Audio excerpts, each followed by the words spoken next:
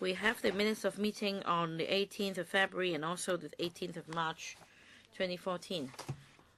Any questions? If not, then minutes confirmed.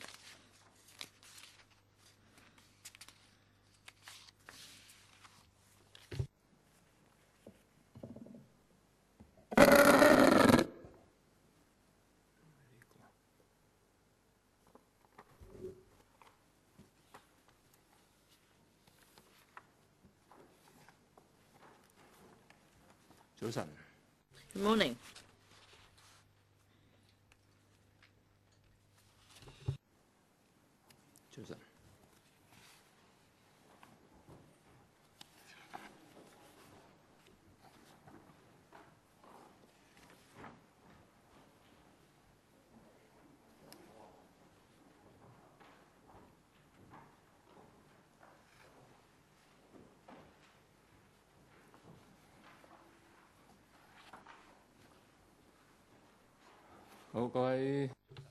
Good morning. May I welcome the administration as well as the deputations. We have two agenda items today, basically on the training of teachers for students with special educational needs, and also the setting up of a post of coordinator, and also on the provision and quality of educational psychologist service. And I'm happy to have invited 5 experts here today to share their experience with us. And may I remind everyone that your speech will not be protected by the Legislative Council Powers and Privileges Ordinance. So you'll be responsible for what you say. We have 2 items, one on training and coordinator, and also the other on educational psychologist service. And deputations may wish to speak on either or both of the items. The administration has also submitted papers to us. So I'd like to invite deputations to speak first for better time management, and we can allow 4 minutes for each deputation to speak. And afterwards, I'll invite the administration to respond to deputations as well as to the papers. So the first deputation, Mr. Wong Yu Quan from the Department of Educational Psychology, Hong Kong Psychological Society. Good morning, everyone. I'm from the Department of Educational Psychology, the Hong Kong Psychological Society. We set up this year a working group for this purpose, and I'm also a committee member. I'd like to point out that educational psychologists play an important role in inclusive education, and we'd like to provide comprehensive services to support the schools. In our submission, we have this diagram which shows our service. Apart from directly supporting students, we take the whole system into account, including teachers, parents, and through direct and indirect means, we seek to help needy students. And our intervention involves remedial, preventive, and developmental aspects. So we do not only provide services after the problems become serious. Before problems arise, we proactively act to prevent these problems. For example, students with special needs will be subject to assessment by teachers without help, and there will also be training for parents and teachers. And at this level, we can, for example, design courses for students with learning difficulties, and also some programs to help primary students to enhance their reading skills. So our services cover different aspects. Well, we believe that despite the comprehensive services of educational psychologists, their services can only be constrained to the left bottom corner of the diagram, which is about remedial action. And the work is not comprehensive enough. And I said just now, in the beginning of this year, we set up a working group calling for a review of the service ratio. And in April, we had a meeting. We invited different school sponsoring bodies, 10 of them, which provided school-based educational psychology services. And we find that on average, each EP has to take care of 7 to 8 schools, and each month they can only pay 1 or 2 visits to each school. And each school has about 12 or 13 assessment cases, and 10 for secondary schools. Because of early identification scheme, for primary schools, on average, there are 15 to 16 cases per year. And each assessment case takes at least 6 to 7 working hours. And if each school has 12 to 13 assessment cases, then EPs will be devoting most of their time to assessment.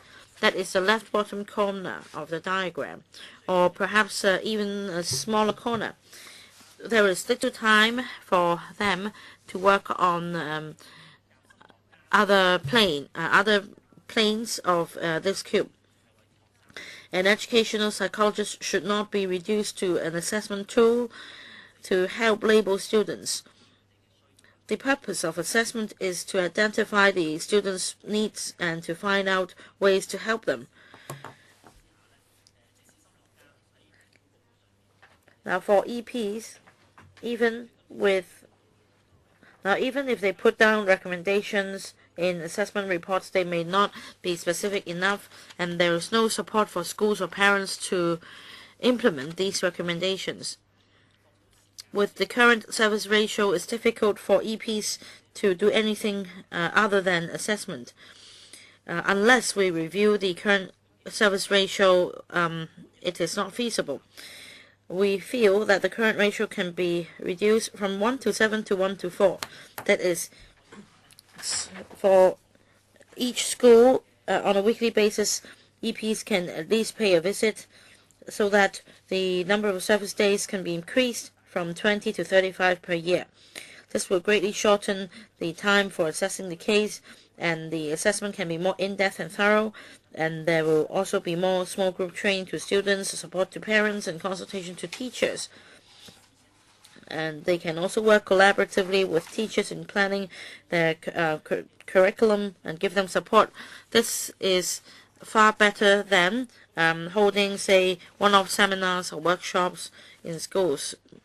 But with the current service ratio, this idea will be something that will merely be a dream. To offer substantial help or substantive help to students with special educational needs, there is an urgency to improve the ratio between educational psychologists and schools. Mr. Wong Hak Lim from the Hong Kong Professional Teachers Union is unable to come today, but they have made a written submission. So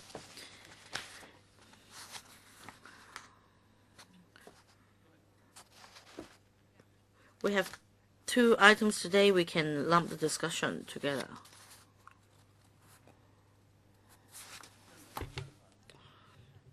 So in 2 different capacities, is that right?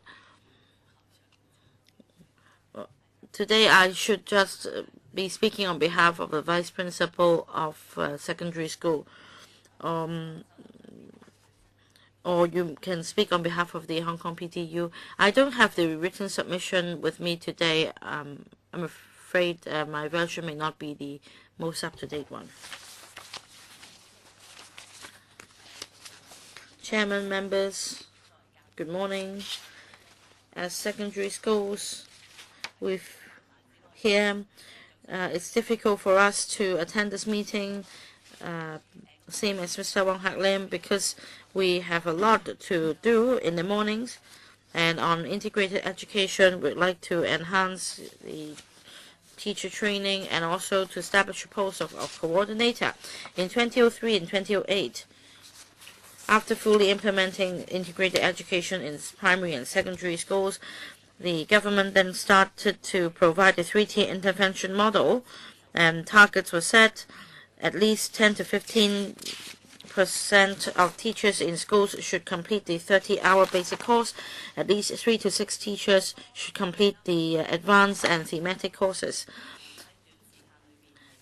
And needless to say, well, this has been an effective way in providing training for teachers and to implement integrated education in schools.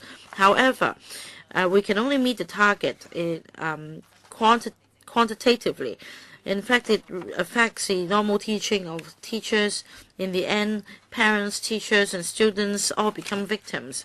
In order to successfully implement integrated education, our union is of the view that the administration should review the existing policy. There should be more resources for schools so that teachers and the professional teams can give full play to their abilities. As said just now, an EP has a difficult job with such a service ratio. The following is the union's position on the training in special education and the creation of a poster of coordinator.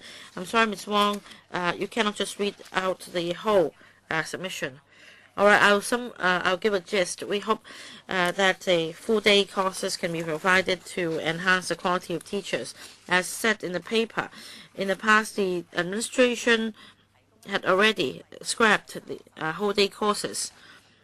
Instead, they have provided a 30-hour basic course, a 90-hour advanced course, and a 90 to 120-hour thematic course. We don't think this is sufficient for teachers to grasp the concept of integrated education. Secondly, we believe the system should be upgraded for a path to be set for teachers to further their studies. Only 10 to 15% of teachers completing the 30-hour basic course is far from sufficient. Something should be done to improve the ratio. More learning subsidies should be given to teachers. There should also be designated officers to help teachers undergo training. And thirdly, we hope the post of coordinator can be created for teacher training in the long run. I also underwent teacher training, but during that time I was never trained in relation to integrated education. Well, but my role is quite special. I am a deputy principal of a secondary school, but I do not know anything about special education. So it is very difficult for me to coordinate. Both primary and secondary schools are facing this kind of problem. We really think that Education Bureau should think seriously about this. That is whether the post of coordinator for special educational needs should be set up. We need people with expertise to take up this kind of post. There are a lot of other opinions, but I do not have enough time to express all of them. Thank you. Next. The Liaison Group of Professional Training Programs for Educational Psychologists in Hong Kong, Dr. Lam Shui Fang. Good morning. There are two professional training programs that prepare educational psychologists in Hong Kong. One is the University of Hong Kong, and the other one is the Hong Kong Polytechnic University. The two programs have formed a liaison group. Today I am speaking in the capacity of the spokesperson of this liaison group. In the past 2 decades, Hong Kong has suffered from serious shortage of EP, and there is no room for the improvement of the ratio between EP and schools. If an EP has to work for 7.5 schools, that's already a luxury. In the past few years, there has been a dramatic change. And now the manpower shortage problem is totally resolved. And I would like to thank all the stakeholders in the profession. And I believe that the Education Bureau has also worked very hard towards this goal.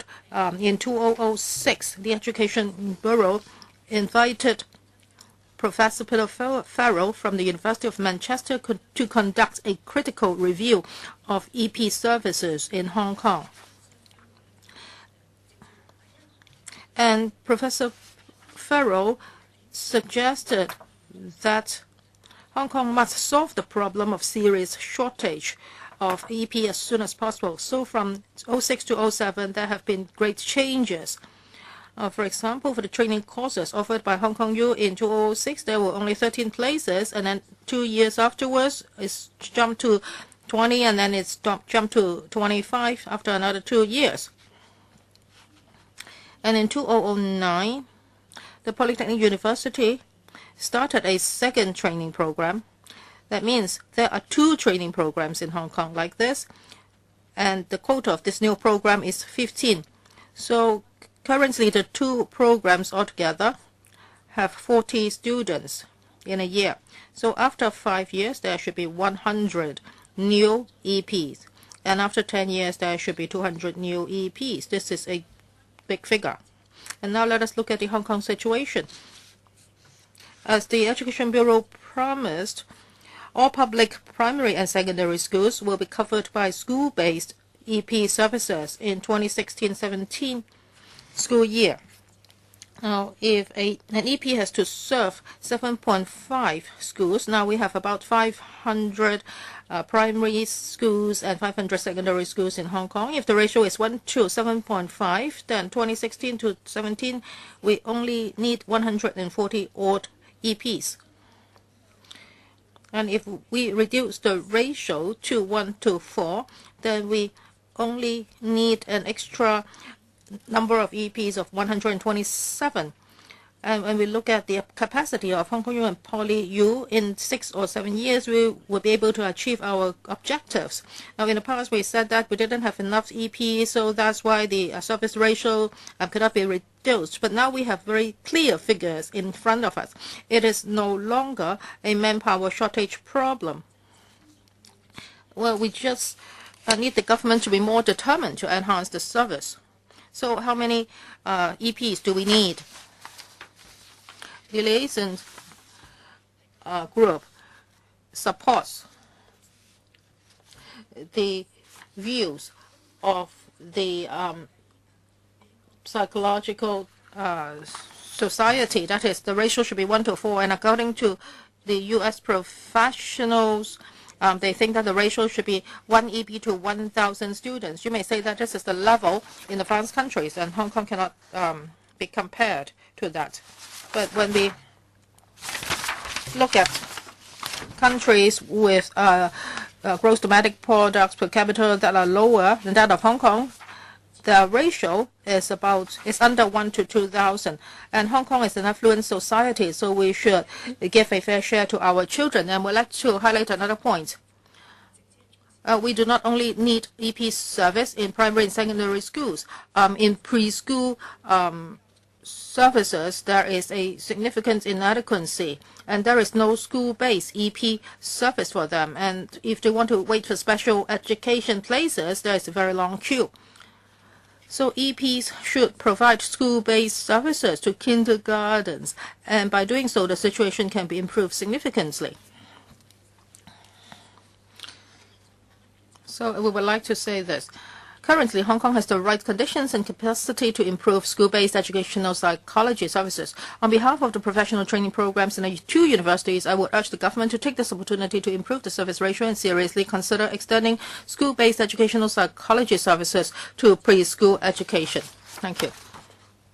Thank you, Dr. Lam. Next, the Hong Kong Institute of Education Assistant Professor, Department of Special Education and Counseling, Dr. Hao Fuxun. Chairman, members, colleagues, good morning. Many representatives have mentioned this. For the implementation of integrated education, its importance hinges on the training of teachers. And just now, Ms. Fong mentioned the three-tier intervention model and the BAT courses. The BAT courses are divided into basic, advanced, and thematic levels. And if a teacher has taken all the three courses, then he would have spent 240 hours on that. Now, let me tell you some history. Well, in the past, we had a 1-year full-time training course for on-the-job teachers. Of course, the number of teachers trained will be quite different. And teachers would have to wait for 10 years before they can receive this kind of training. So for those 200-odd hours, it's actually very abstract as to whether it's enough or not. Of course, we do not think that's enough. But what would be considered enough? We have been focusing on the hours. What can we think out of the box? After training, would the teacher's newly acquired skills be really put to use? So in the future, I hope that practicum can be enhanced. Attachments should also be increased so that students can benefit. I think we should focus more on this area in the future. As for the creation of the post of coordinator for SEN, we really hope the students to benefit. And how can we do this? If we have a coordinator,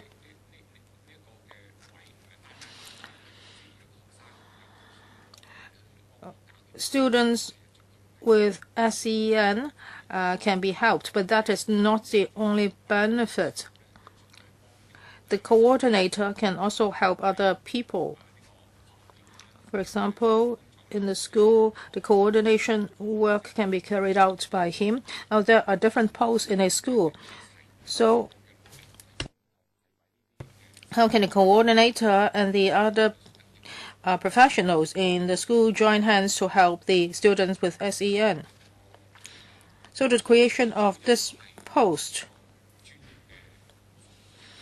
is about the provision of professional services to students with SEN.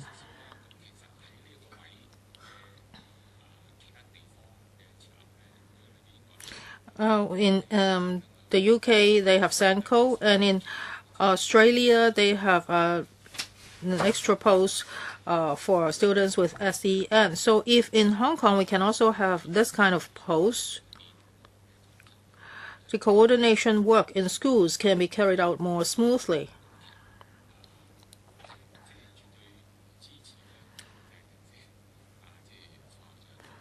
I support what the Deputy Principal said just now.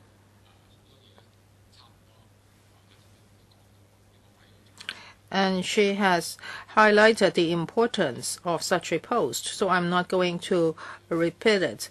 Our stance is that we hope the government would consider the creation of this post. Thank you, Dr. Ho. Next, Ms. Fong Yunyi, Vice President of New York Secondary School. I think we all understand that for students with SEN, they go to schools not only for studying, they actually face a lot of social and psychological problems. I think for some of our staff, some of them may have biased views against such students, and such views are deep-rooted. So for students studying in schools, teachers are not just to teach them. When they come to schools, we also have to tackle their mood problems and learning problems. So teacher training is very important. unfortunately, at the present moment, it is extremely inadequate in Hong Kong. And for the primary and secondary schools in Hong Kong, the teachers are required to take 30 hours, 60 hours, and 90 hours courses. It is very difficult, even though supply teachers are provided, but it's very difficult to identify appropriate supply teachers, because teachers do not only teach. The teachers also have to do a lot of work. They have to organize extracurricular activities, etc. So the supply teachers cannot do all this. So as a secondary school vice president, I really hope that the post of coordinator can be created, and he should have received appropriate training. I have only taken a 30-hour basic course because I really do not have the time to take other more advanced courses. I have to monitor my colleagues. I'm afraid that I do not have enough capacity to do everything, although the Education Bureau has provided us with a lot of services. However, if you want me to make the assessment, I really do not have the ability. This is a significant difficulty. I have asked our teachers, sometimes NGOs and EPs would host seminars, and these are very useful. We have also invited EPs to come to our school to share with us their experiences. However, they can just talk about theories, and if they talk about cases, those cases are not real cases. So we are always talking about theories, and we do not have enough practices. And so for an autistic student, there are rules and principles to handle them, but we may not be able to apply them. And I agree with the university professor. Sorry, I forgot his name, or her name is Lam, or Dr. Lam. When we try to assess whether a student has SEN, actually most of the time it's too late. Well, sometimes when you ask a secondary school student when was you diagnosed with dyslexia, he would say that it's primary 4. So we would have missed the golden opportunity to help him. And some parents are reluctant to take their children to a test because they do not want to face the real problem. And even if they are diagnosed with dyslexia, the parents would refuse to ask the teachers to provide extra hours of teaching to the children. So educating parents is also very important. They have to understand that their children actually have special needs, and they need special kinds of education.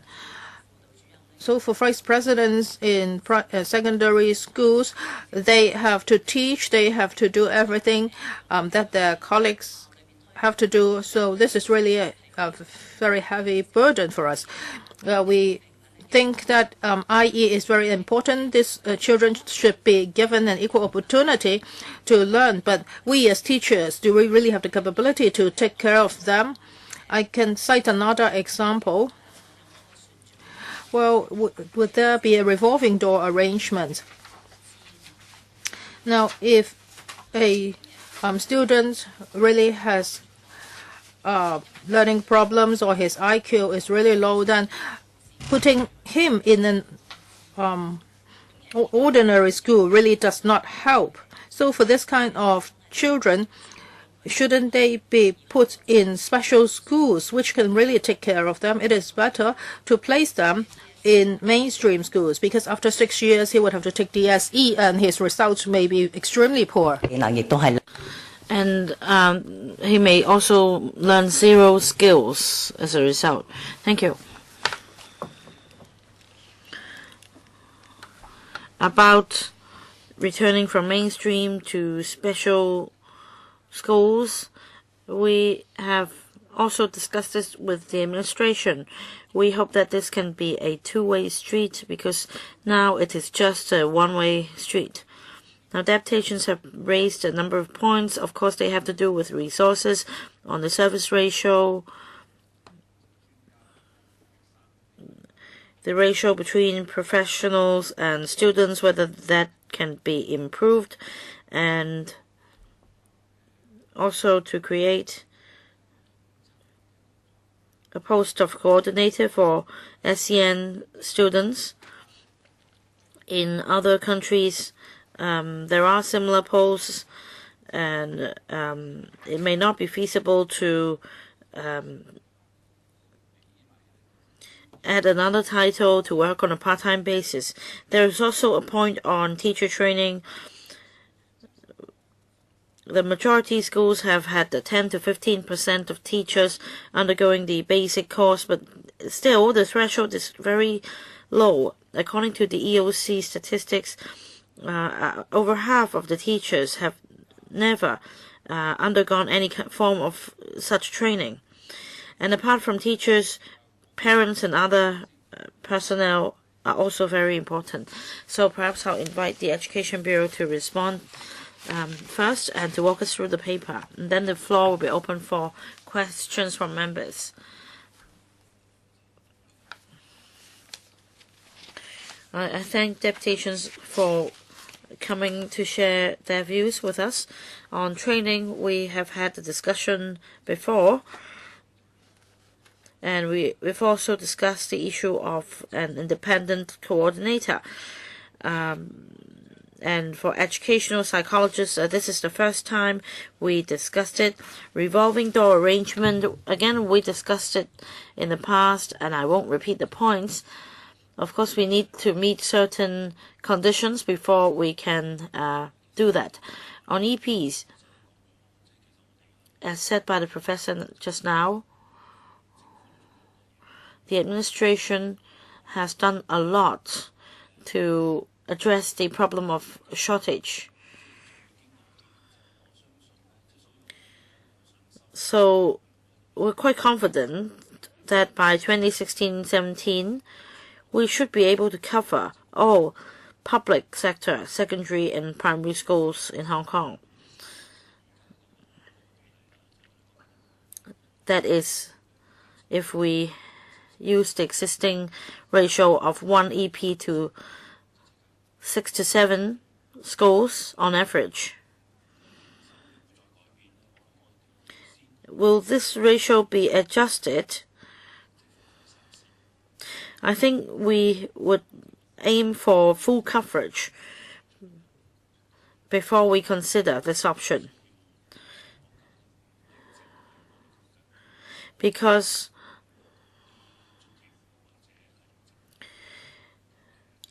not only government and aided schools require EP, private schools, international schools, and other NGOs also require EPs. So not all trained EPs would go to public sector schools. And we also need to consider this model. That is, if we aim for full coverage, we need to look at its effectiveness before we consider other options.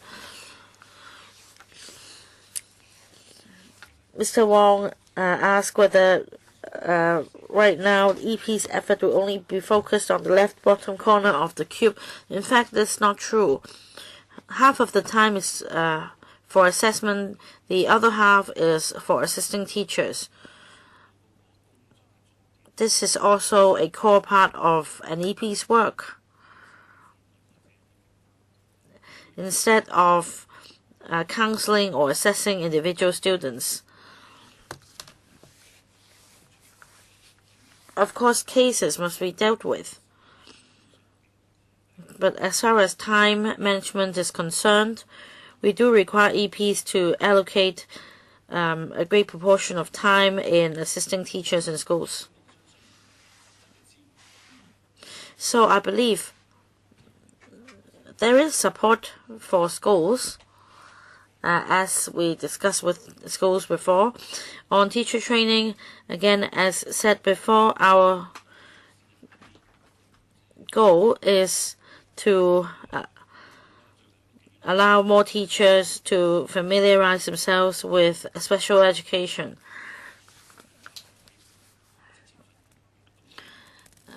Over the past few years, for pre-training or pre-job training for teachers, they have already incorporated elements of special education for new teachers.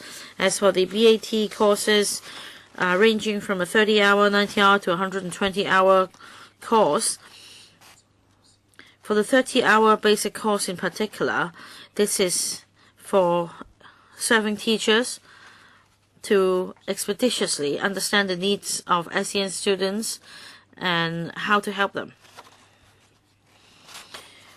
Of course, you need to look at the progress. After the majority of teachers have completed the 30-hour basic course, we may devote more resources on more in-depth courses. This takes time, but this will be done. When we discuss with the Hong Kong IE and also other teacher training organizations, they also agree that there should be more practicum and other pragmatic courses. And apart from these, we also have sharing sessions within the teachers network so that teachers can share their experience on cases. Ma'am Fong raised a point. She said that she finds it hard to coordinate. I think she's just being modest. She is the vice school principal. But she did make the point. If we are to create a post of Sanko, what should be the professional qualification of this post required? If it's so difficult to even train teachers in a short period of time, we may face problems, for example, in looking for people with the right qualifications to take up the post. And as said by Chairman and others just now, in UK and Australia, they have the similar posts, but not in the United States and Taiwan. So there are different approaches to the problem. In Hong Kong, we take a whole school approach. That is, for teachers who have received training in this regard, they would lead the whole school and the teaching team in participating in this regard. In 2008-09, when we created the post of vice school principal for primary schools, we specifically provided that the deputy headship or the vice principal post is to participate in this regard. So if we're to create a full-time post for this purpose, we need to consider the scope of work, the manpower implications, and whether we have the right talents in society that can help us fulfill this goal in a short period of time. Perhaps I'll stop here, Chairman. Thank you, Under Secretary. In short, everything will stay put.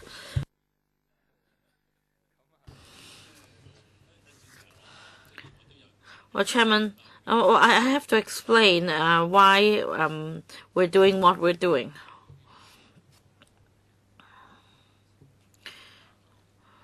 I hope we can have a frank dialogue today. So, members' turn, 5 minutes for each. Leung Yu-chung, Peter Cheung, Deputy Chairman, and Mr. Tam Yu-chung. Mr. Leung Yu-chung first.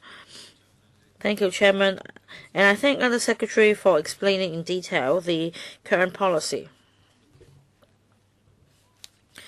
I also hope that you're not here just to listen, not to just to explain your policy, but to listen to views. However, you have not responded to the views.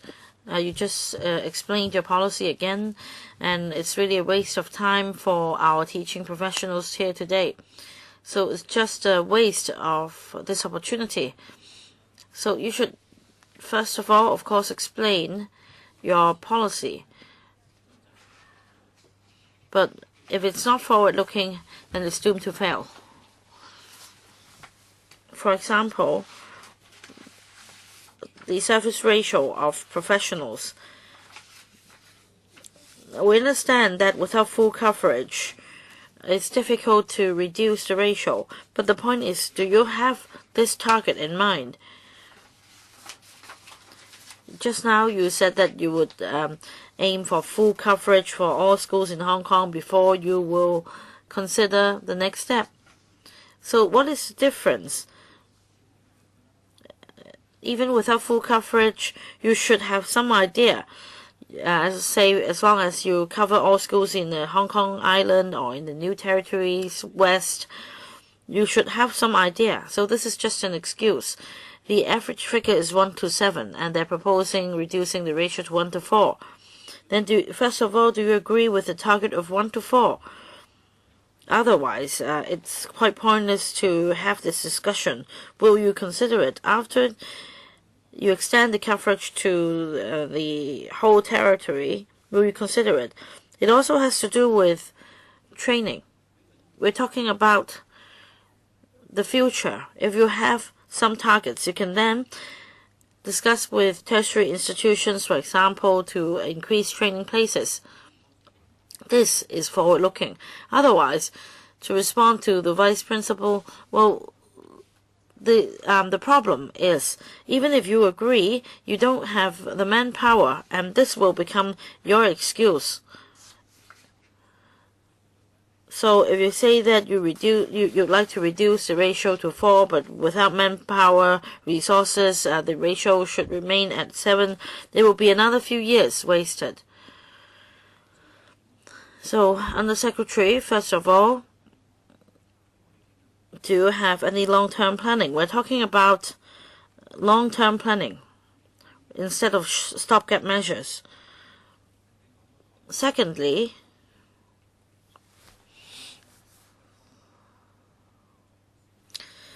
now EPs currently devote half of their time on assessment and the other half on assisting teachers. So if you adopt such a stringent rule, then EPs could do nothing but superficial work. So it's close to doing nothing. We all understand that for counseling it must be in-depth, time must be devoted. You cannot tell the student that you only have 5 minutes. Well, let's say that here we have a 5-minute speaking limit, and it's really difficult for us. The same goes with EPs. If you want them to do things superficially in order to meet your requirement, or is it that you really want to help students? I don't have enough time, so I will let you reply to me first. Chairman, frankly, about the ratio of one educational psychologist to 4 schools, that's their proposal in short, but what are the justifications in reducing the ratio to 1 to 4? We're able to achieve the ratio of 1 to 7 point something on average, and this is what we can do after we discuss with colleagues, and it's proven effective. Of course, it would be better if we further reduce the ratio, but what about the manpower resources? Would that be most effective? If we want to help students with SEN, Chairman, can I have a few more minutes? How about other professionals? Should we need more language therapists? Would that be better? So should the ratio be 1 to 4? I cannot answer that question, but I've heard the professionals' views. For example, the professor and the EPs suggest that the ratio should be 1 to 4, but they have not explained in details as to why the ratio should be 1 to 4. Maybe later they can explain more. Now the ratio is 1 to 7 point something. We can do that, and the effect is not that bad.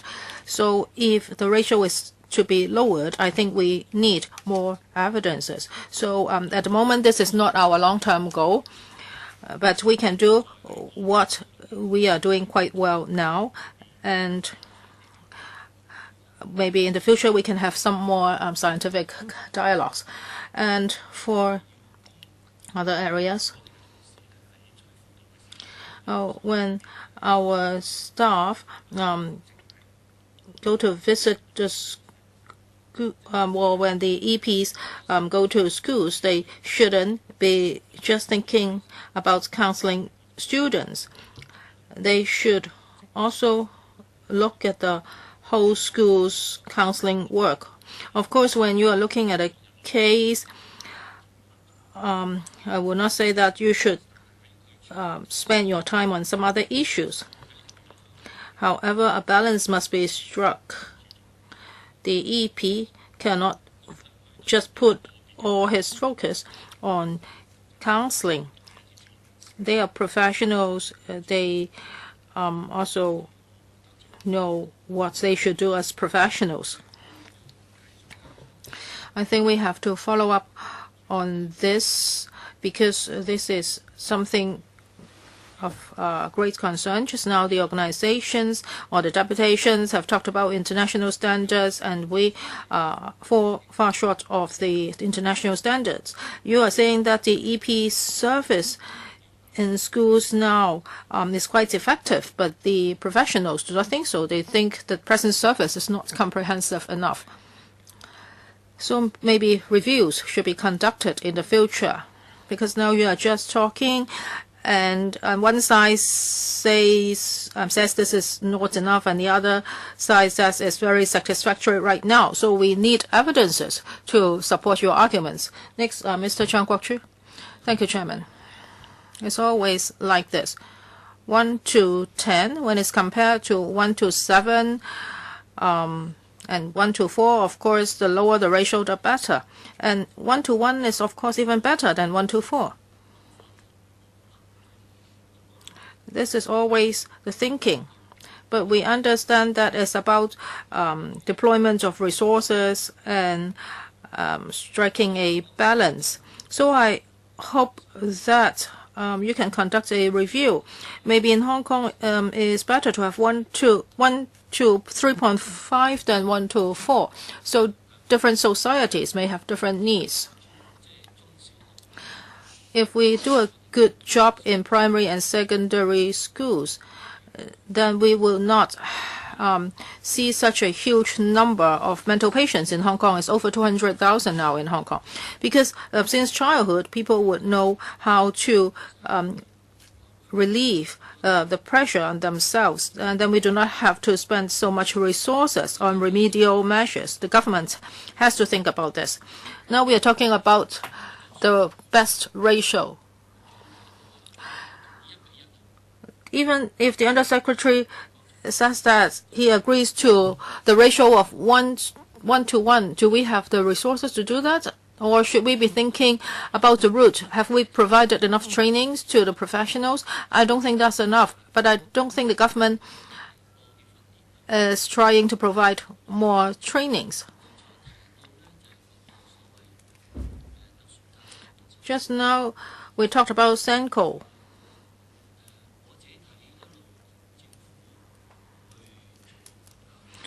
When the government implements IE, it seems that the government is trying to do simple things in a complicated manner. It just gives schools money, and if the schools cannot achieve the goals, then it's the school's problems.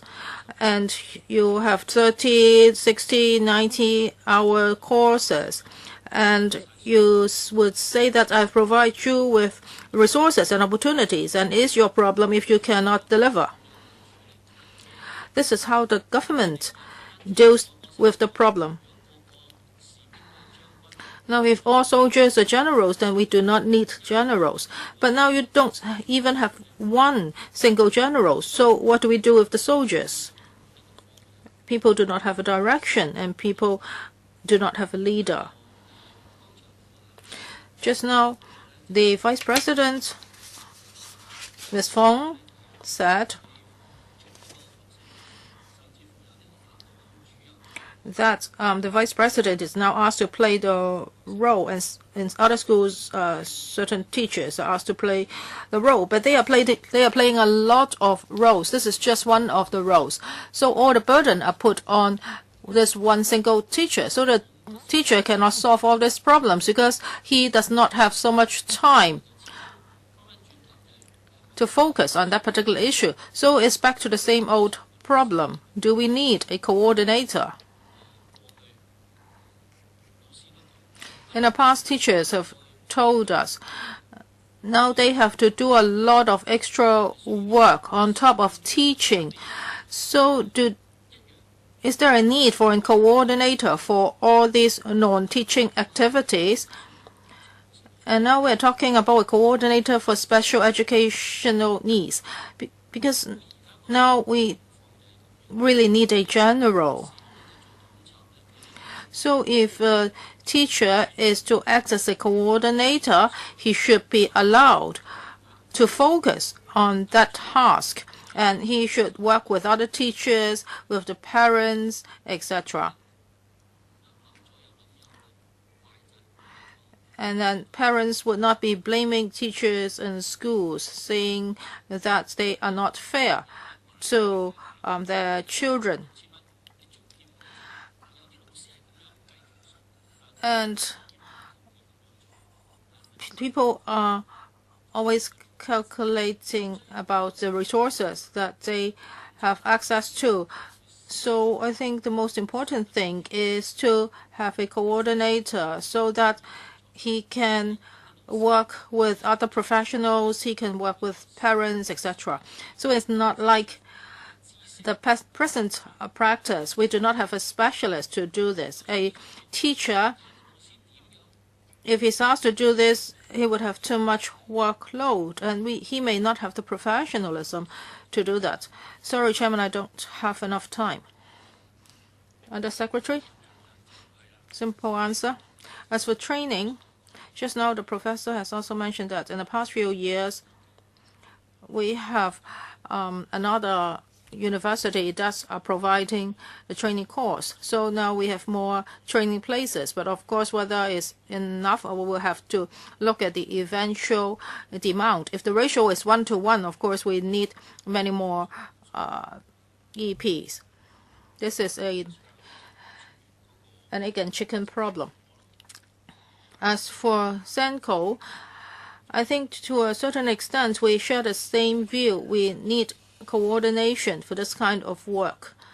We have adopted the whole school approach, and we have a SEN task force in school, and the coordinator work will be taken up by the deputy head or the head of a department in a school. In each school, the situation is different. Now, for that coordinator or that deputy work, what would his workload be, and where should he put the focus on? I cannot generalize. I cannot say that he's too busy or what. So it depends on the division of labor in that particular school. If there is a coordinator that's solely responsible for this, maybe it's different. But if a deputy head takes up the job, maybe it's easier because he's in a more senior position in the school. However, if you have an extra pair of hands to do this, of course, it would relieve the pressure on manpower in that school. So money is given to the school, and the school would have to decide how to spend the money. And of course, we will communicate with the schools and try to find out where the biggest problem is. Can the creation of the post of SENCO solve all the problems, or there are still other problems? Vice Chairman? Well, this is a very important issue. We are talking about implementing integrated education. And how can we battle better handle students with SEN. And we are talking about capabilities of teachers and professionals. Now we have to enhance the capability of them before we can get the job done. Otherwise, it's just lip service. And the students with SEN will just learn nothing. Well, the Secretary's answer is that everything will remain unchanged. Maybe we need more justifications for changes. Maybe the people here can help us. Professor Lam or Dr. Lam, actually I am a reader of yours. I have read your books and I'm sure you are a professional. You have given us a good news. That is, for the training of EPs in Hong Kong, the situation has improved significantly. But for the ratio of 1 to 4, the Secretary says that there is no need for such a ratio. 1 to 7 is already very good. So for the figure of 1 to 4, how do you come up with this figure? That is the ratio of 1 to 4. Now, an EP has to look at a number of cases and he has to conduct preventive education. So are you looking at the time or other factors so that you come up with the targets of 1 to 4? Well, in late April, the liaison group of professional or the Department of Educational Psychology of the Hong Kong Psychological Society held a meeting with other professional bodies. And this covers all the organizations that are providing school-based EP services. And when we talk to these representatives, they say that each EP is now on the average handling 100 cases. And what's their working hours? What's their working days? It's like 250 days per year. And it takes at least 5 to 6 years to handle a case. That includes assessments, tests, report writing, and talking to parents and teachers. And in the reports, even if we have put forward suggestions, then how about follow-up? If we are looking at a case, well, do you think that when an EP has to take care of 100 cases, can he handle all these cases very carefully or properly? And for the intervention, there is not only direct intervention but also indirect intervention. There are also different interventional levels: developmental, preventive, remedial, etc. So we have to look at one thing too. Just now, Ms. Fong has also mentioned this. And Dr. Ho has also mentioned this. That is, the training of teachers in special education is very important. Now, teachers are already very busy. If you want them to spend 30 hours or 90 hours in training, it's really quite impossible. So how can we help the teachers? That is, I don't think we should push them to take courses, but rather to deal with the cases together, to plan for the classes together. That is how we can tailor-make the course to help the students. That is so-called peer coaching. This kind of support is more suitable for teachers. So we cannot stick to the ratio of 1 to 7.5. That means the EP cannot even visit the schools for, say, 2 days a month.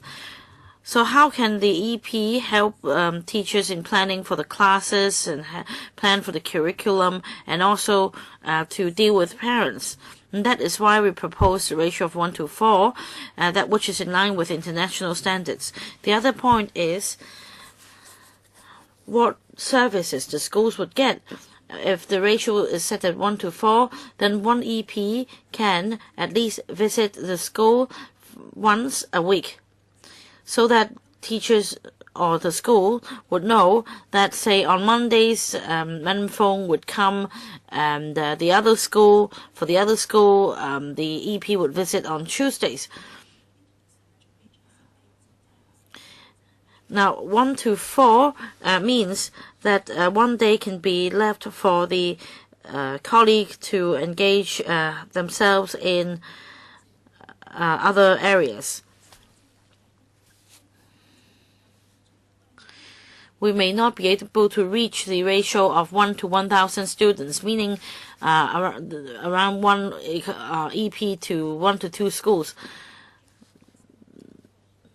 But judging from the per capita GDP, we fare far better than other countries, and so we think that 1 to 4 is appropriate. I think this is a detailed reply. I think the administration should respond to the same question. Why does the administration opt for 1 to 7? What are the advantages? Under Secretary. Chairman, let me reply briefly that Mr. Peter Zhang made a very good point just now. 1 to 10, 1 to 7, 1 to 4, or 1 to 1. Of course, 1 to 1 would be the best. Should there be one visit per week? Or, well, let's say if you can pay 3 visits to the school per week, then of course it's better. The point is about striking balance. What we're doing now, and perhaps if we still have time, I can defer to my colleagues to explain to you a bit more. But what I'm trying to say is, we believe that this ratio can help us do what we aim to do, that is to help schools and students.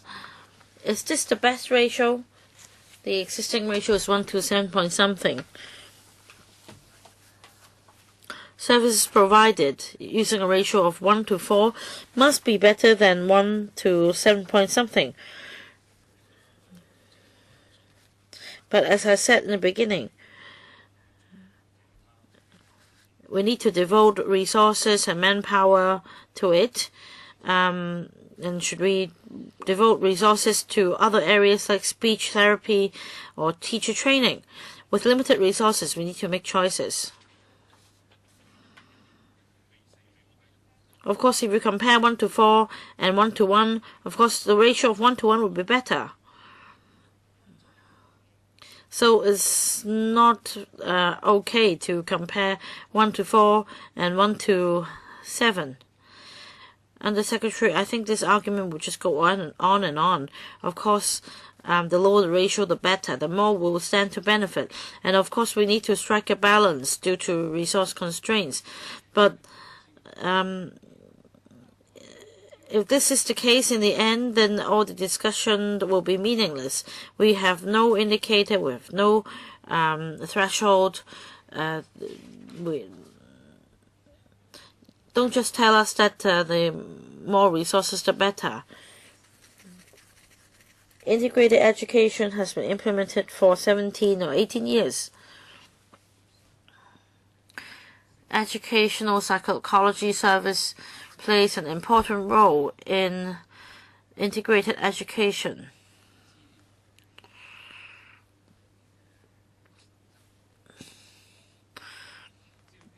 Now, Dr. Ho, I understand that you already have made a written submission, but please do give us more information on the data you collected, the evidence, and the experience in other jurisdictions. The point is we need to set a target, and then what can be done to achieve the target. If the target is not yet achieved, when will it be achieved? You are responsible for planning.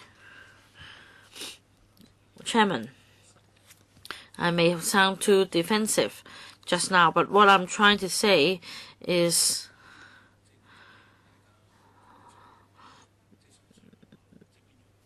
that I don't think we should make comparisons in such a context. I'm not against 1 to 4 as the ratio or as a long-term target. Now, I just said that by 2016, 2017, we will be able to extend the coverage to all schools.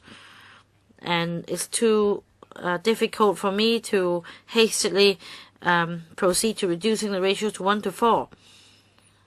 But we can we can sit down with professionals and discuss over this matter, and it's appropriate to set the long-term target. So our next step is after 2016, 2017, we need to consider whether to set a new target. That is why we need to put our heads together and consider what level of service is the most effective. For example, whether there should be 1 visit per school per week, and how should the hours be allocated.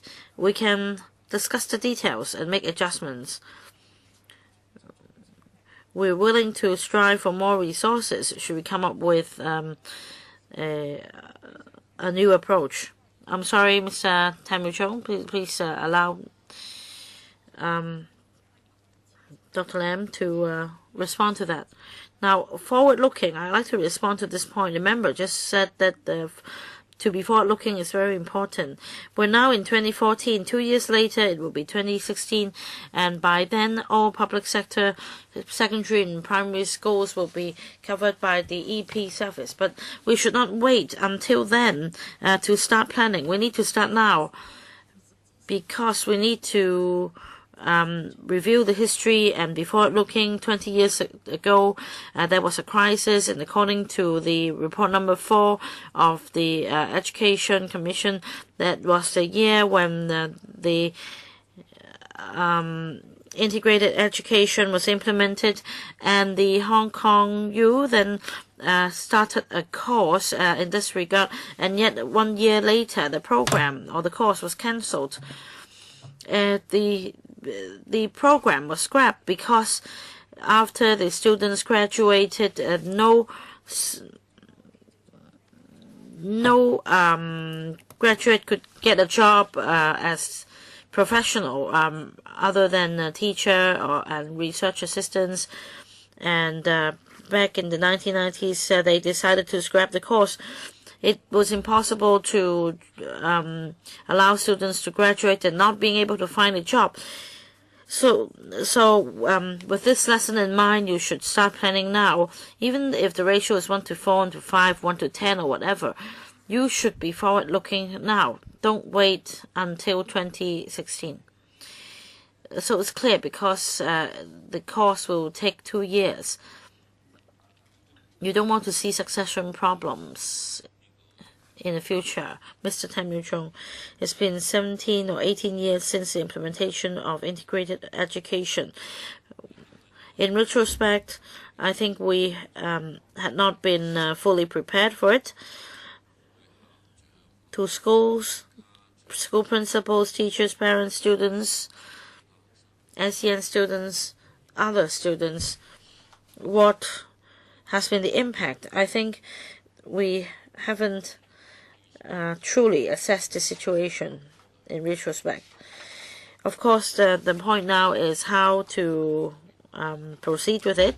There may be 1 or 2 students per class with special educational needs at the moment, and these SEN students have a wide range of situations.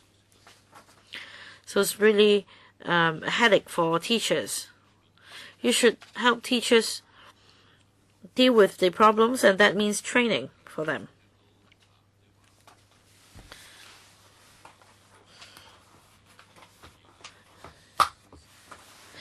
And as said just now, it's difficult for teachers and vice school principals to undergo training because their workload is already very heavy. After going hours of training, they do not have practicum, they do not have the actual experience. Of course, the best way is to engage professionals to have the ratio of 1 to 2, but that's not the arrangements at the moment due to resource constraints, and the administration is not minded to do that. Well, anyway, I think teacher training is necessary. Every teacher encounters some problems in class. In this regard, a ratio of 1 to 1 is almost too remote. It can't be implemented in the near future. And I was talking to a group of teachers last night, and I asked whether the idea of a coordinator for special educational needs in schools would be good, and they said that instead of coordinator, they need some actual professional to help them. So Undersecretary said that at the ratio of 1 to 7, this is the ratio that we can cope with, and I think we can save this argument. Because, of course, 1 to 4 will definitely be better than 1 to 7.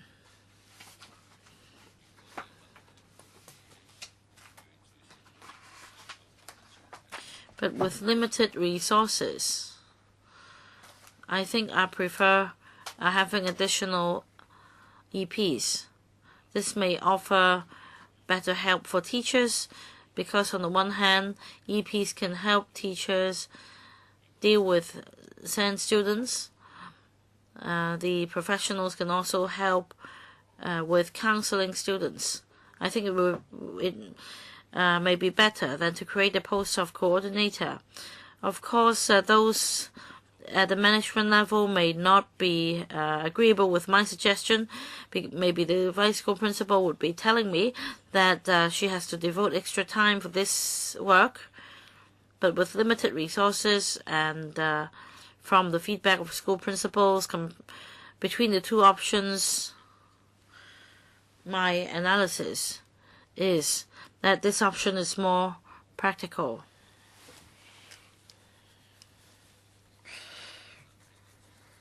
So a question for the Undersecretary.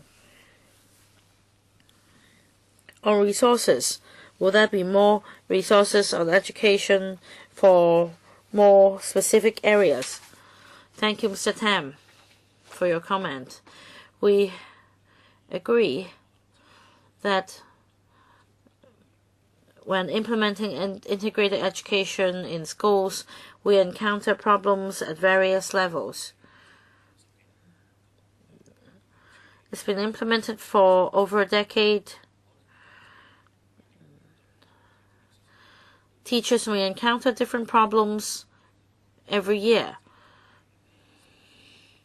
So it's difficult for teachers as well because every year they may encounter different problems and they need to make adjustments. And I won't repeat the points on resources. Whether it should be allocated to the post of coordinator or more EPs, the situation may be different for different schools.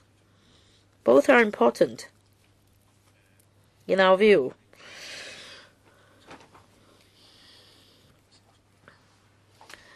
On coordination, we hope that there can be a team in each school or even a coordinator. On EPs, we hope that we can extend the coverage to all primary and secondary schools in Hong Kong as soon as possible. Say, with limited resources, if I were to make a choice between the two, which would I choose? Well, I really cannot answer you. Each school may be different. They may have different needs. Some schools may have more SEN students.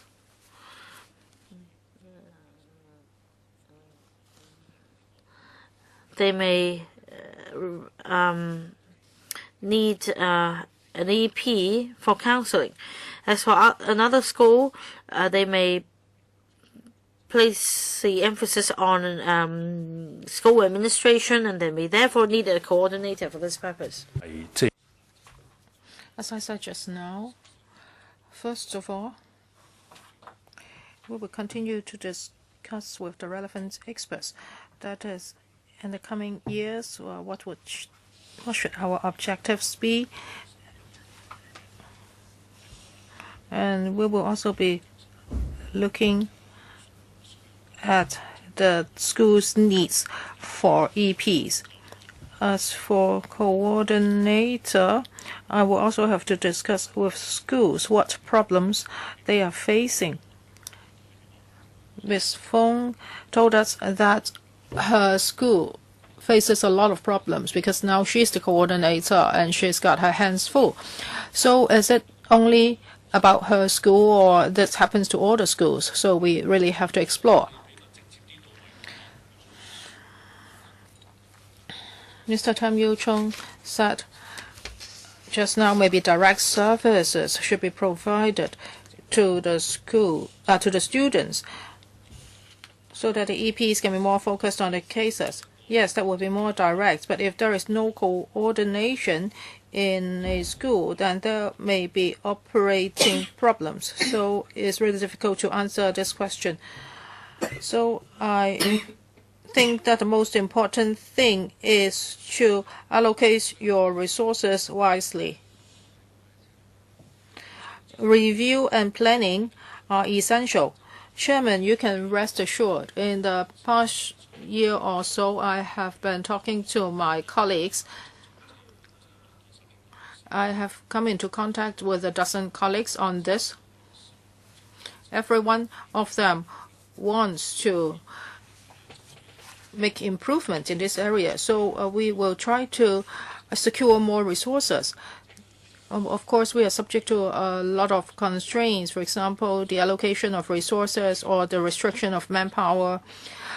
So the government faces problems and we face similar problems. So for the Education Bureau, we do not think that we should wash our hands off this. We have never had such a mindset. I think Ms. Fong would like to say something. Please be concise. Yes, I'll try to do that.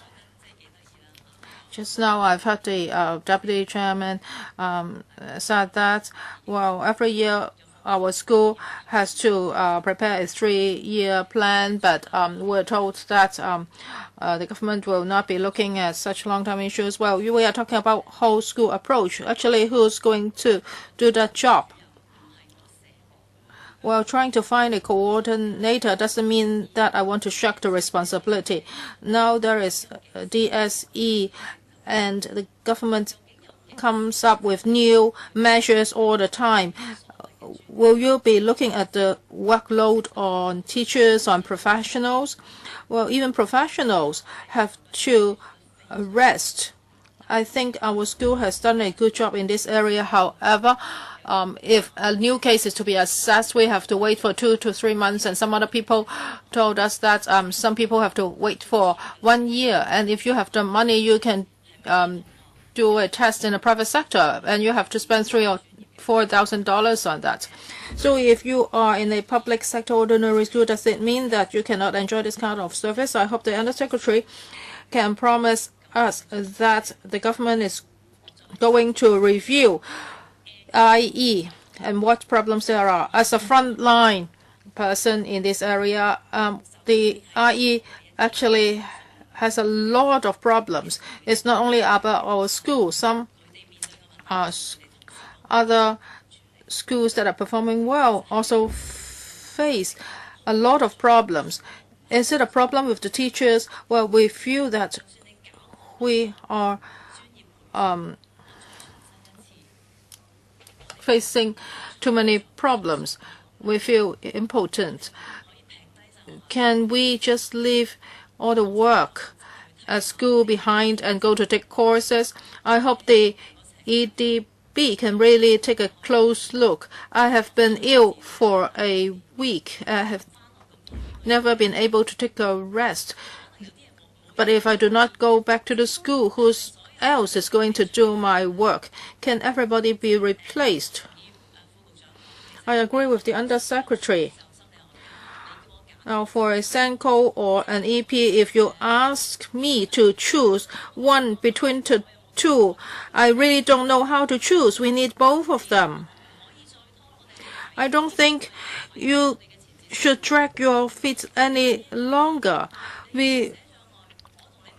Now, if you have dyslexia, so when it comes to dictation, can I give you limitless hours?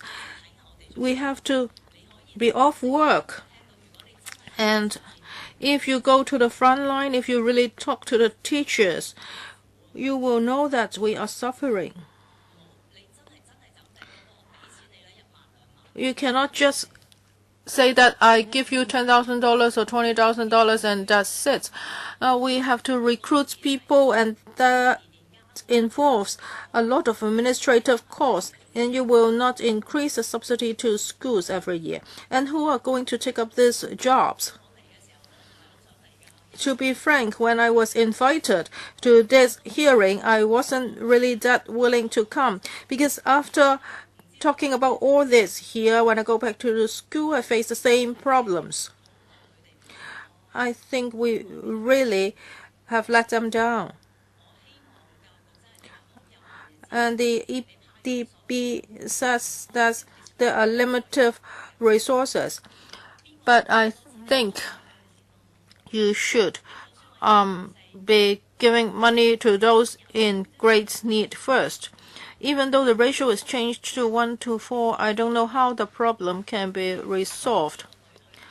Now, you have to assign a student to go see an EP. Well, that student has to go to classes. Do you know how complicated that is? You are also in the management.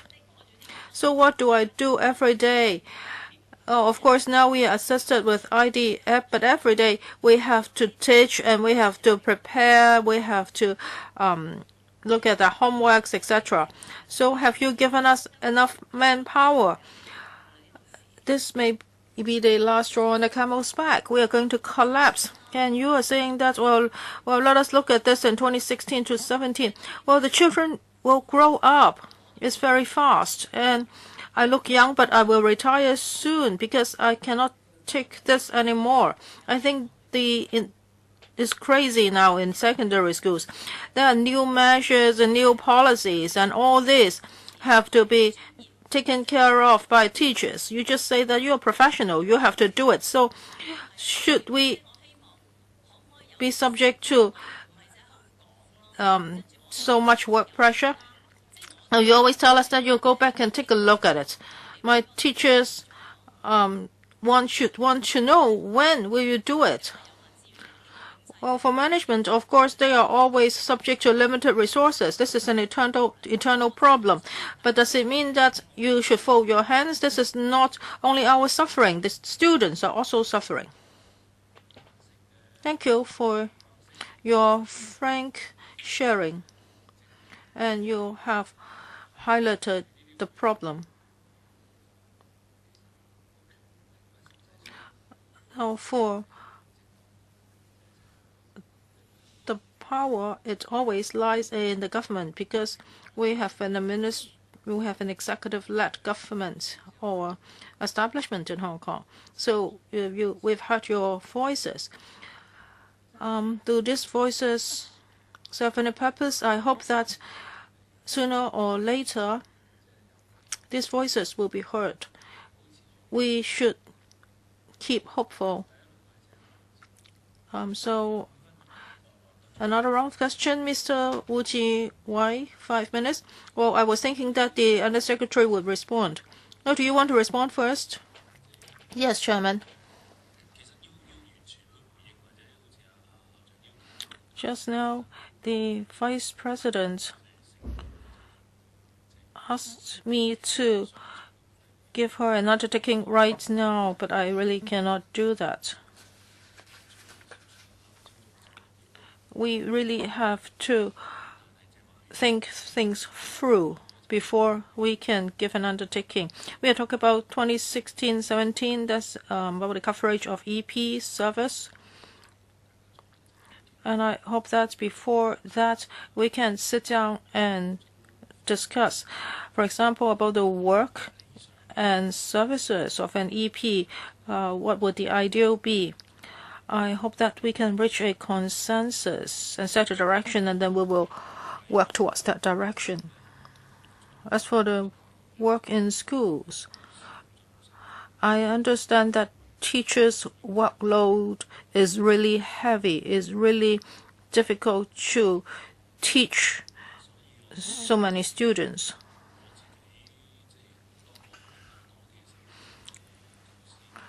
When I know more, my respect for teachers grows. And I hope that the community thinks so too. How does the community view the teaching profession? Do the people have enough respect for them? I think the Education Bureau should do more in this area. As for short-term problems, no, we cannot do that.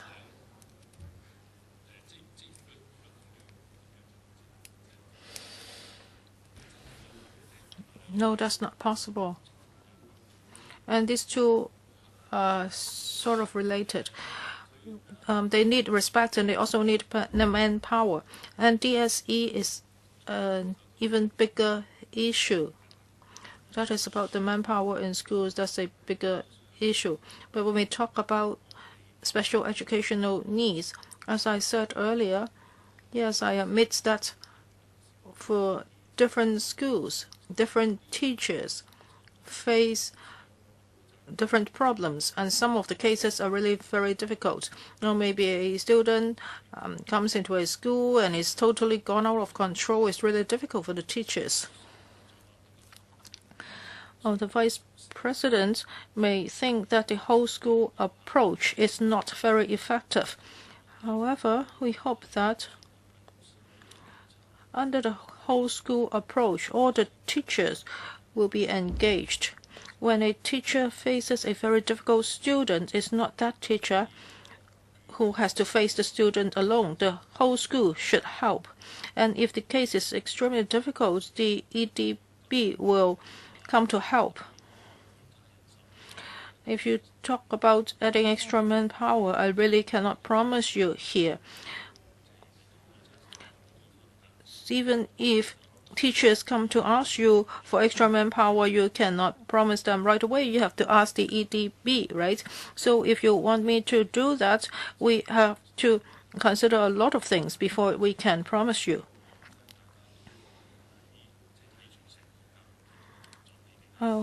We are looking at the operation of the whole educational system. You may be looking at it from the school's perspective. We have to look at it from the territory's perspective. It's not that I do not know the problems the teachers are facing. We want to look at it from a more macro perspective. And if it's very difficult, our colleagues will go to the schools to help. Well, Under Secretary, you say that it's very difficult for you to give an undertaking right now. You have to consider things comprehensively. So when are you going to do that?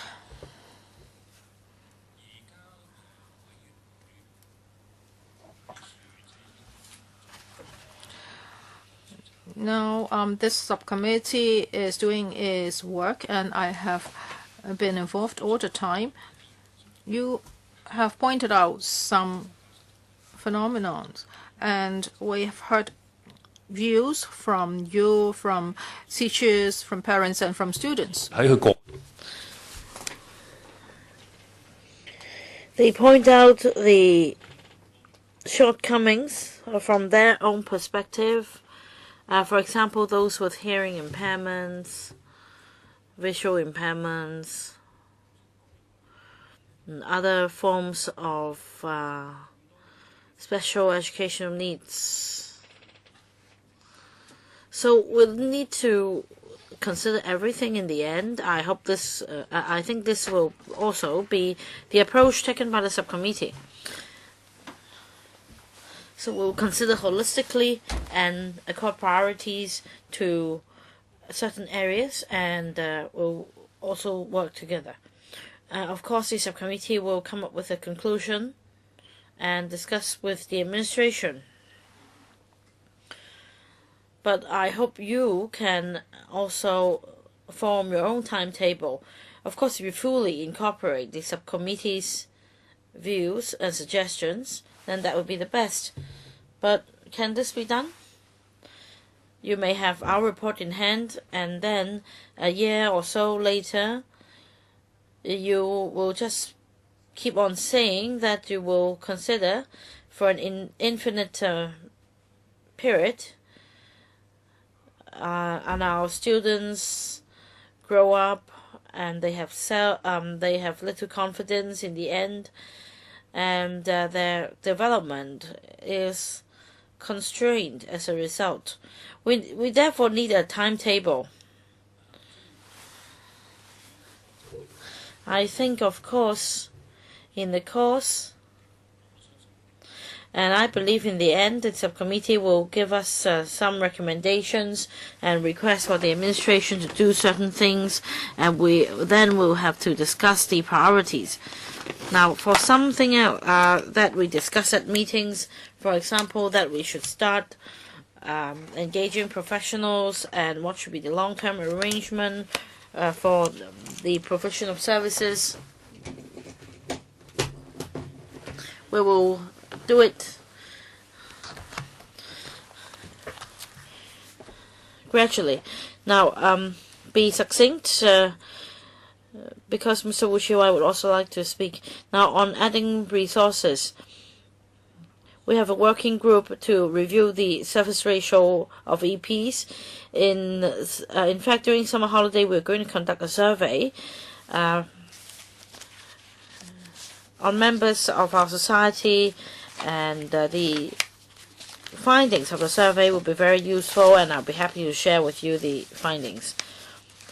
But we need to consider the timing. We'll be compiling the report for this subcommittee, and if you can submit your findings to us in time, we can incorporate the findings. Yes, perhaps Professor or Dr. Ho first. I don't know why it has all of a sudden become an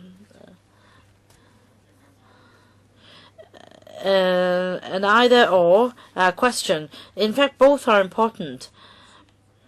Now, I am engaged in teacher training.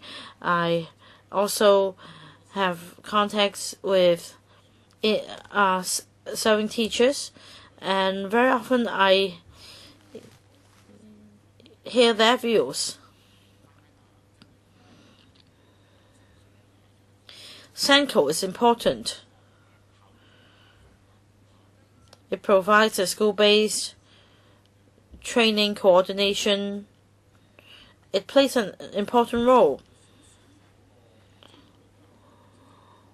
And I may be a bit off the track, but I want to say that 2 years ago I led a team to LSE in Oxford, and I understood that there were over 1,000 SEN students in their school.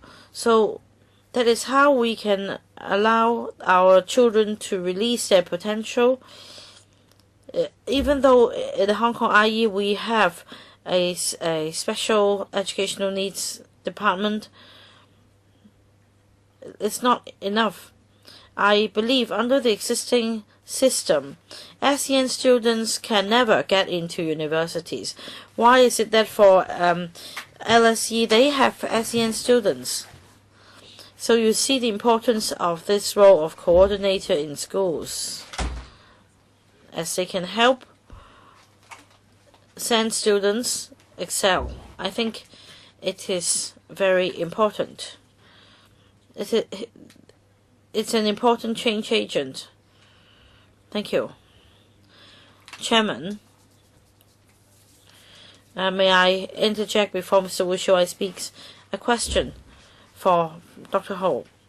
What should be the qualifications or requisites for the post of coordinator, Dr. Ho?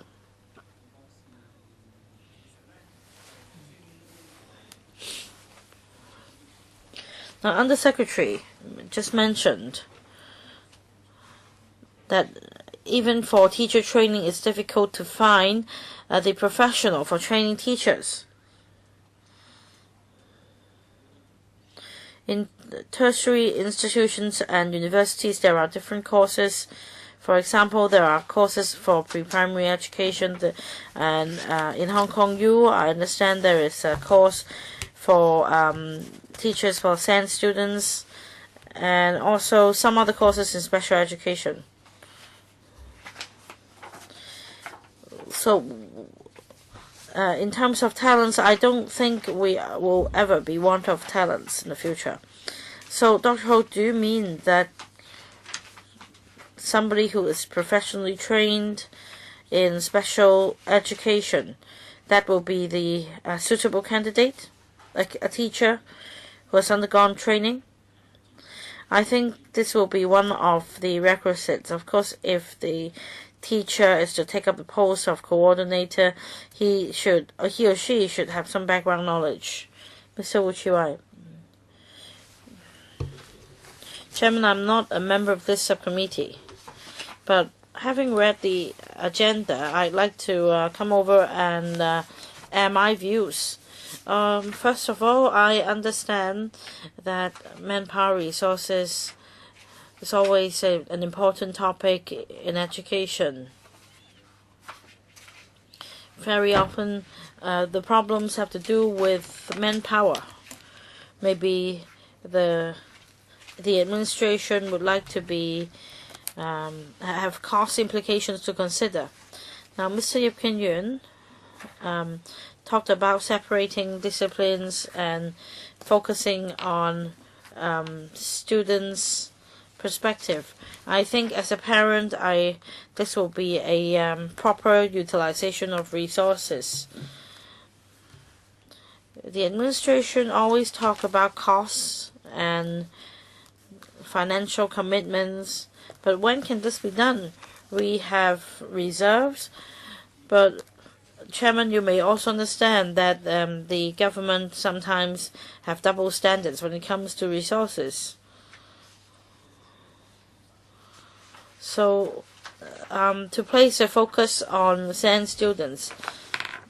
Now, I have children, and they tell me that they have different classmates with special educational needs. Some may have dyslexia, some may have other conditions, and because of their own conditions,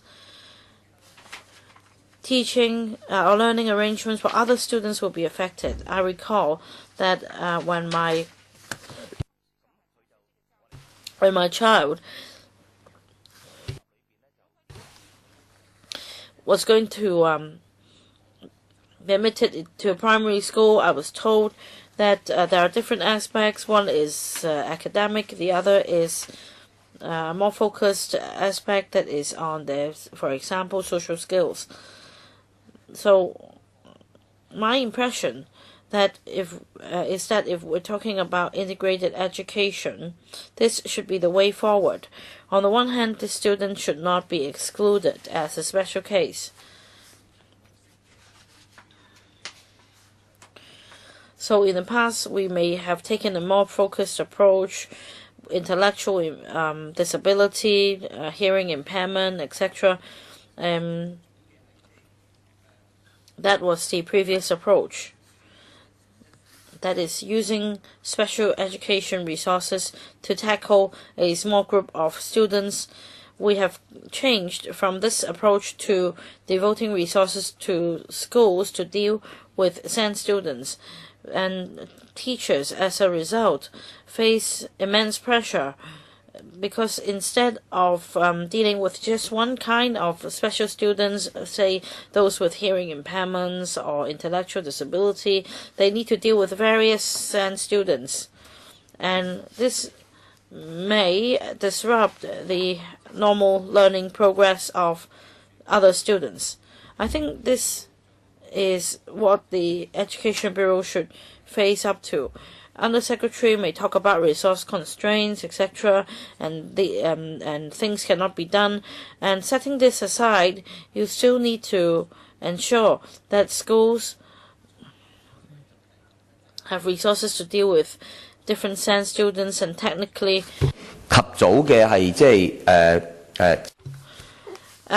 you should say, for example, have early identification and assessment, and also to allow schools to take a more focused approach to deal with that kind of special students. Otherwise, you will continue to face pressure from resource constraints. How can a teacher cope with 7 or 6 types of SEN students in the class, and we can just rely on the coordinator to deal with all the problem in the school? I just want to share with you my experience as a parent. Even if you tell me that there are resource constraints, there should be early identification and classification. 好啊，副局長。主席就胡議員講嘅咧，其實我諗我哋 Undersecretary. I think we discussed this issue before, and we did consider, and especially some members of this subcommittee also raised the same issues. That is whether we can specialize or streamline in under the context of integrated education, different schools, different students. Now, mainstream schools and special schools, whether there should be a distinction. I mean, we're happy to listen to views, but what would be parents' views if we are to do this? For example, would parents worry about sending their children to those schools? And how should we deal with the problem of labeling effect or stigmatization? Say, if this school is focused on hearing impairment, what if other SEN students want to be enrolled in the school? If we don't allow these students in, then we will be limiting their choices. There are practical problems to consider. If the subcommittee is of the view that the administration should take this approach, we'll be happy to look at the implementation details and the problems that we may encounter. We're not saying that it's not feasible, but there are actual problems and to tackle.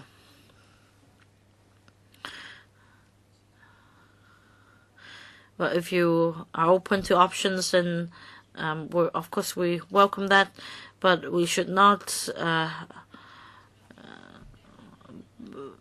accept that you would consider indefinitely. Now on the SENCO's qualifications. Now, I think this can serve as your reference. In schools, we have school discipline master, etc. And I think first of all, this should be a full-time teaching post. It should be an SGM post, not a TA post, so that this candidate can really take up the post of coordination. For SEN students, they may not just be tackled by one discipline.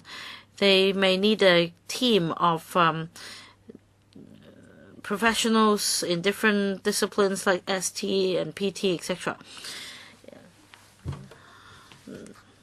Now, we understand that sometimes some schools have huge reserves and yet they have no idea who should take up the post of the coordinator. So we think it should at least be an SGM, not a TA, maybe a school disciplinary master who has undergone certain courses. So you can consider this option. The other thing is about integration. So for integrated education, it's not a question of yes or no, it's a spectrum. So on one end is special schools, totally segregated, and the other end a completely integrated education. So this is a spectrum. And specialists such as EP and Senko would have to sit down and discuss and do the matching for students. And also it's an issue about revolving door. It's not about yes or no, it's a spectrum. So for schools now, I think the way of doing things, or for the Education Bureau, the way of doing things is either black or white. Yes, I understand that integrated education is a spectrum there, and there are numerous possibilities in between. So that's why I said that I would be willing to talk to the stakeholders. If a school is targeted or tasked with a certain task, that may cause a lot of problems. As for Senko, yes, I understand what the schools think. This morning I've heard the views, and let us regard the teacher that's doing the job as a part-time Senko right now. So we do not want a TA to do the coordination work. And I've heard from the vice president, she has received 30 hours training, and she thinks she's not capable of doing that. She said that she does not have the professional knowledge. So I asked just now, what do we want for a Senko? What professional knowledge should he have? Other than an extra pair of hands, how about the qualifications and the experiences? What do we expect of him? Should he take certain courses? So after taking certain courses, he will be qualified, or should he be expected to know psychology? I want to know more from you. What are your views from a professional angle? For the qualifications for a certain post, I think we would have to look at the post functions and duties. So first of all, we have to define the terms of reference of the Senko, and then we will decide what kind of qualifications are needed for this post. I've heard the vice president's voice, and she says that she cannot be juggling 4 to 5 balls at the same time. It's not her ability. It's just that she has limited time and she has to do so many things. It's not about her personal ability. Yes, I really do not mean that. I want to know more because she has actual experience. She talked about the purchase of services. So what knowledge do you need for that? And what kind of qualifications? Please be succinct. Yes, I'm sorry. Teachers tend to be long-winded. Now, I think if you have to carry out a study, you have to look at several things. Now, you are giving out $500,000 for life planning. And should a planner be a professional? I do not know about that. I think you should really conduct a study. Do you really have the resources to do that? And I am not the person that's responsible for send students. It's another colleague, but he's under a lot of pressure. He has to take care of money, people, and has to purchase services. He does not have the relevant professionalism. He has just taken certain courses, and he has to purchase services, and some of these services are really not good, and he's blamed. I think it's unfair to him. So if you give us the funding, don't worry, we will find people to do that. And we have accumulated a lot of frontline experiences. Once we have the time to take courses, that would be great. Now, I have some colleagues who have taken special education courses, but they could not find a job. But we really need the funding, and it should be a long-term funding. Otherwise, we cannot recruit people because they would have no future in schools if there's no long-term funding. I think the Vice President has talked about this. For life planning, it's just one word, and then hundreds of millions of dollars earmarked for this. And now we are talking about Senko. Yes, we may also need over $100 million. We have been talking about this for many years, and for life planning, we have just talked about it for 2 to 3 years. Now you are giving $10,000 to $20,000 to schools. That also means a lot of money for the Education Bureau. So why don't you conduct a review? Of course, you should do it from an improvement perspective. But at the moment, if you conduct such a review, you can just focus on theories.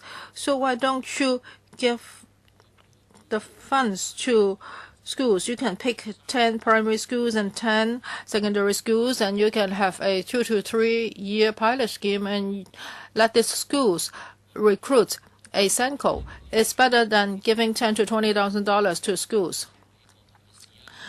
We can also set a number. For example, if there is a certain number of SEN students in a school, then they can have a Senko.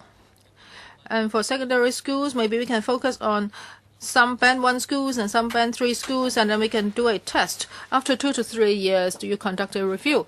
Then we will know which approach is the best. Should you just be giving them money, or should you be hiring, or should you be giving them funding so that they can hire a coordinator? So for 3 years, it's about $30 million if we are talking about 20 schools.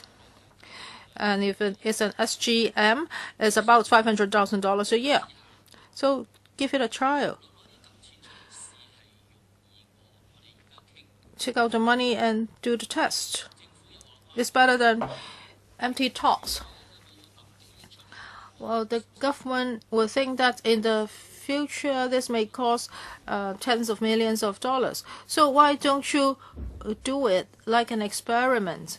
Have a pilot scheme and see what it's like. Well, we haven't thought about that. Yes, we can consider that. I haven't thought about that. But we can go back, sit down, and really think about this. Yes, consideration is good. Well, we will really consider it. It's not just an empty promise. Vice Chairman. Yes, I like that open attitude. We really want it to be done. Just now we talked about limited resources, and I am going to ask the Undersecretary a very harsh question. Now, if the school teacher of your child comes to talk to you, he says that his school just have limited resources, or the teacher just has limited time and resources, and there are several students in the class that he cannot take care of. So, and he cannot take care of your child. Will you allow that? Now, when we talk about limited resources, it can be turned easily into an excuse. In the past few years, my feeling was like this. In terms of education, we can never get enough resources.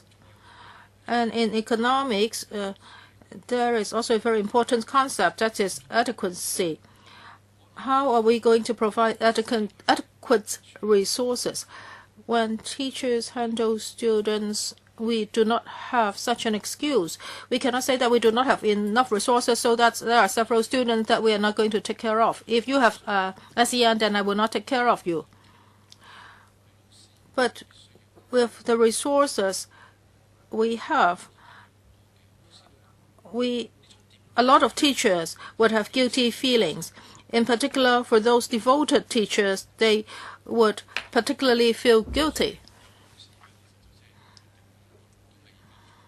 Some teachers have decided on early retirement.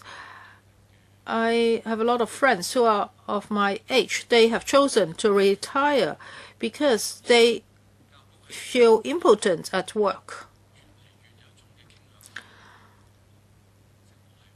I think now the EDP is moving towards this trend, that is, you never provide adequate resources. And we also have to consider how the resources are used. If the resources are used on teachers, EPs, how is it compared to providing scholarships for students so that they can make a trip on the mainland? I think we should definitely put more resources on local schools or even kindergartens. We should have a vision. When we do this, we really have to do it well. We can't just skim the surface of the water. Can I continue? Yes. I've talked about a lot of problems. For example, SENCO. The post of SENCO is not just taken up by the deputy head of a school, and there are different department heads under him. So if there is a dedicated SENCO, he should have received a lot of training. 30 hours, 60 hours are not enough. If we have a SENCO, we hope that he can receive full-day trainings. In the past, we did have that. But now with the excuse of integrated education, this kind of training is cancelled. Some teachers are very familiar with IE and SEN. However, these teachers are retiring and the knowledge is diminishing.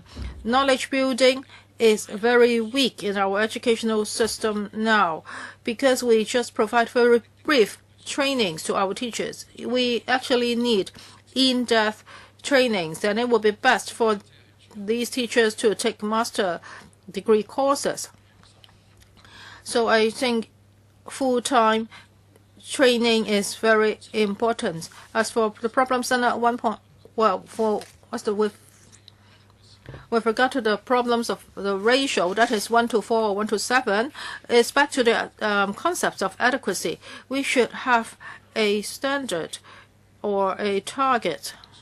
Otherwise, it will become relativity. Why would it be 1:7? 1:9 is also good, and 1:20 may also be good. We have to be responsible for our children. The Education Bureau should provide backups for teachers and students. If this cannot be done, and if the Education Bureau just look for excuses, then teachers and parents will be extremely disappointed. Undersecretary. Yes, let's have a heart-to-heart talk, but we have limited time. Please be succinct.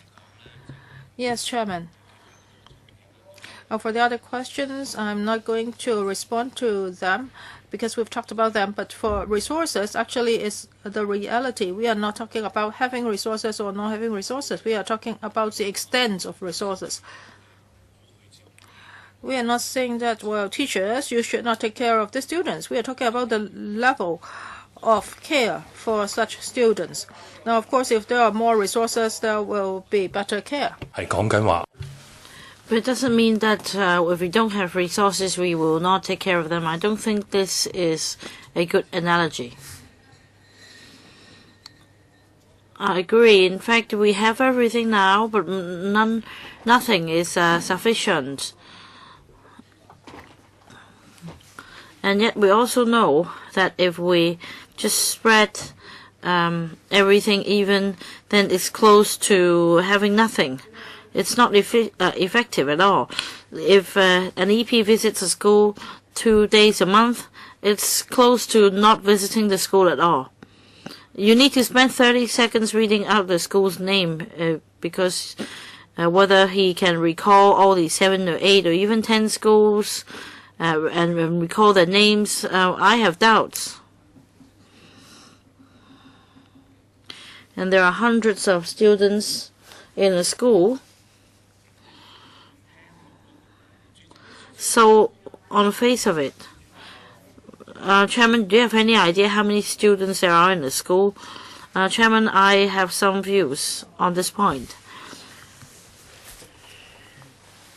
Some EPs are working very hard at the moment. I think they have professional knowledge. Of course, it would be better if there is more manpower with more time devoted, but I will not question their work or the effectiveness. I don't question the professionals. I question the spreading out of manpower, and it's close to a waste of resources. The resources could have been utilized 10 times more efficiently. Now, money is spent, but we don't see the result.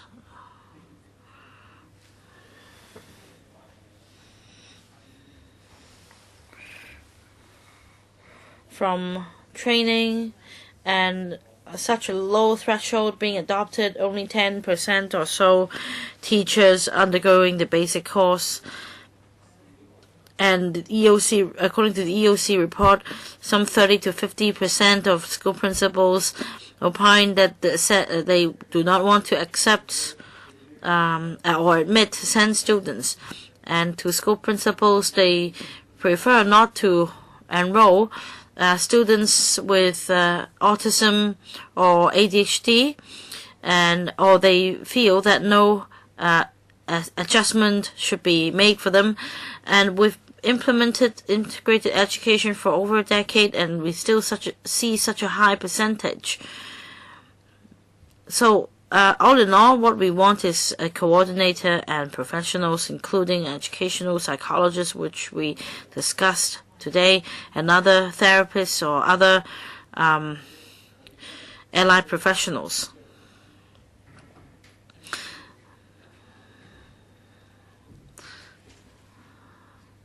We may not be able to come to a clear conclusion with just a single discussion and on utilization of resources. We have had the previous discussions. This subcommittee has been formed for over a year, slightly less than 2 years, and we can conclude some views and experience. We have forwarded part of our submission to the Education Bureau, and with today's discussion, we are going to collate the views and points to be submitted to the Education Bureau. We need more information, for example, on the distribution of students under the 3-tier intervention model.